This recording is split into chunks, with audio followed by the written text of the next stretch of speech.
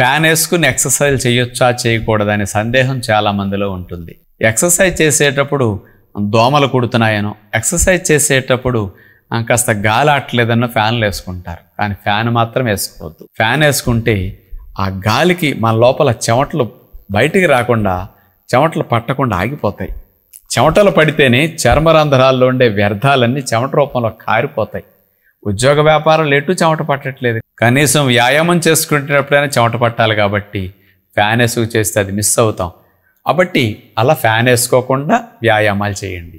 మరి దోమలు కుడుతున్నాయి అనుకున్నప్పుడు లెమన్ గ్రాస్ ఆయిల్ మార్కెట్లో దొరుకుతుంది. ఇప్పుడు ఆన్లైన్లో ఇప్పుడు కింద కనిపించే నెంబర్ మన ఫాలోవర్స్ ద్వారా ఎప్పుడన్నా పంపిస్తుంటారు. ఇట్లాంటివి కావలసిన వారు ఇట్లాంటి ఒరిజినల్ లెమన్ గ్రాస్ ఆయిల్ కూడా తెప్పించుకోవచ్చు.